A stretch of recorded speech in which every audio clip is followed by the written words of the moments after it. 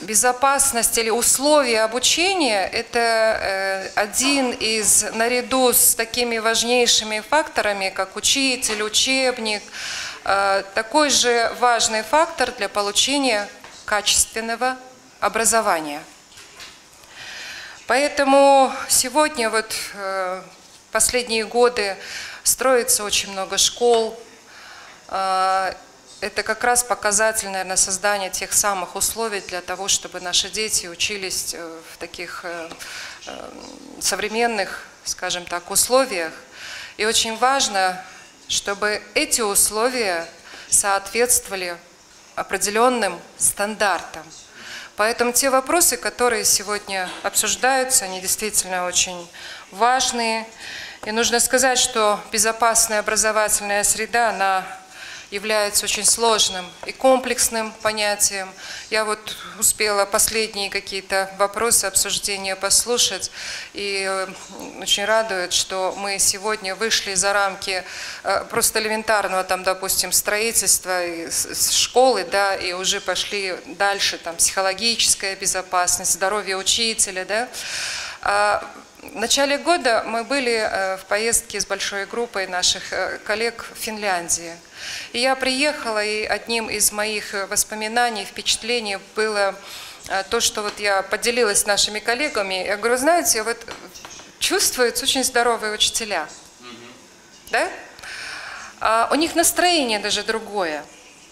А я вспоминаю себя, когда я закончила институт, я пришла в школу работать, и где-то, наверное, в конце учебного года, вот я год отработала, ну, как молодому специалисту, в наших школах же тоже, ну, так, дедовщина, да?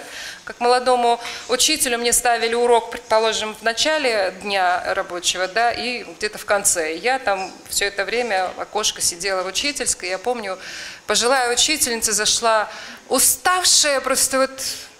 Все было на лице написано.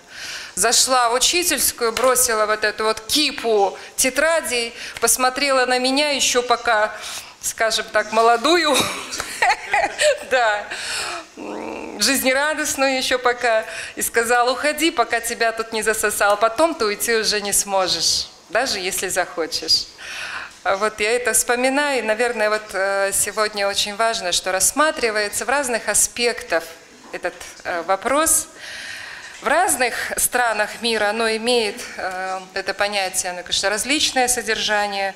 Например, вот в России это понятие связано прежде всего с физической и психологической безопасностью. И очень много сегодня обсуждают, вот последняя моя поездка была, мы с Ларисой Юрьевной были тоже в Москве, и угроза терроризма, психологического давления на учащихся. В Америке, предположим, принято разделять задачи по построению безопасного учебного процесса и обеспечению безопасности самих учебных заведений. И в последнее время во всех странах мира в понятие безопасной среды стали включаться вопросы информационной безопасности. Вот мы все с вами пережили те ужасы первых дней нашего, по-моему, начала года, да, после Нового года.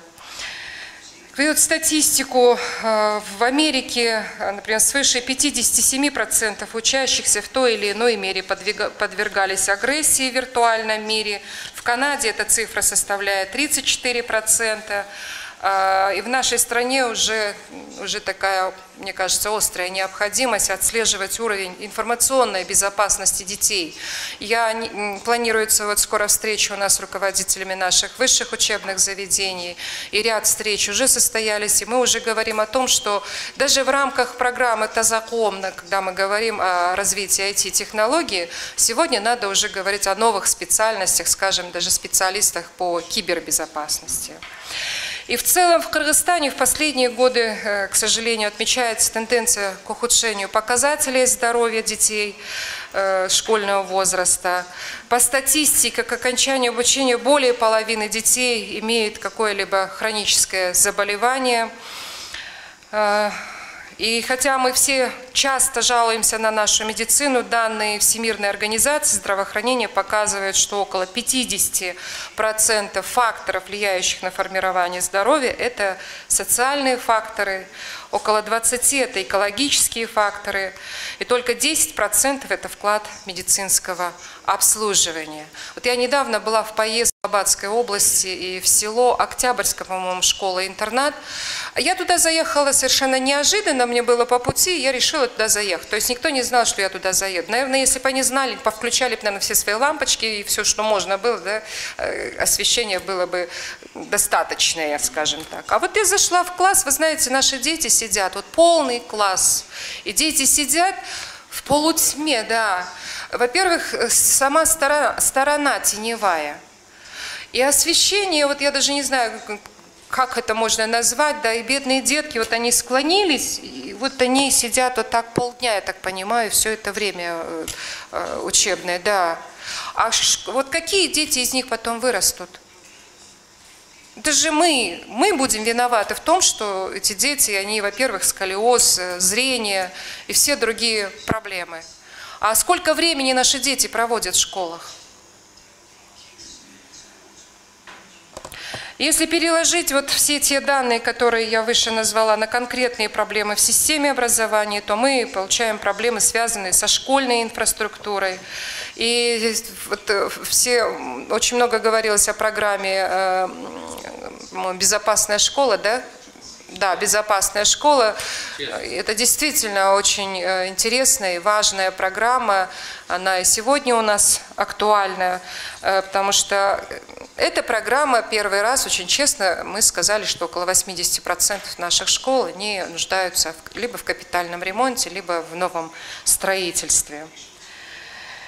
Поэтому вот другие проблемы, которые сегодня есть, отсутствие во многих школах доступа к безопасной питьевой воде. Недавно, вот вы все помните случаи, когда отравились наши дети.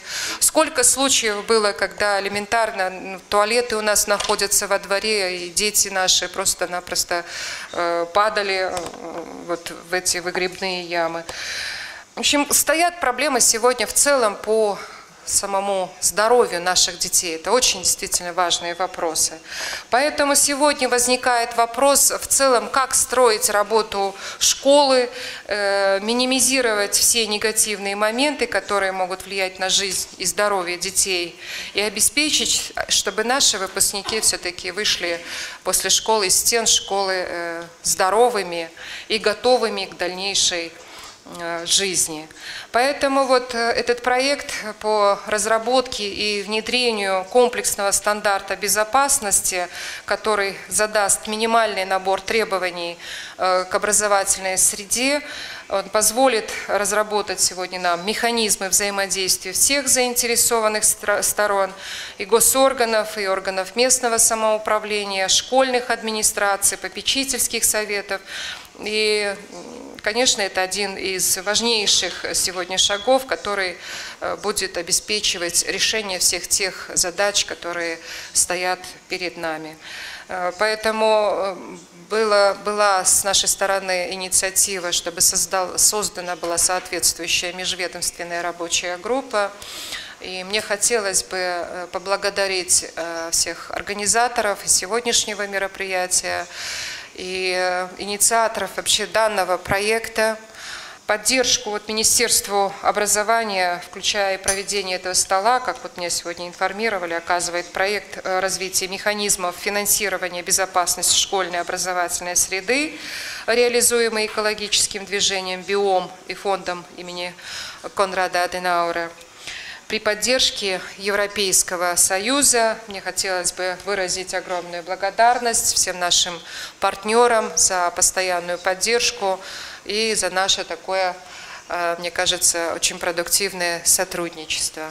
Ну и пожелать нам всем такой плодотворной, конструктивной работы, и чтобы мы смогли в рамках этого проекта разработать очень важные для нас, для всех и для нашей страны, я хотела бы сказать, документы, то есть стандарты, по которым мы смогли бы дальше двигаться. Да? Спасибо.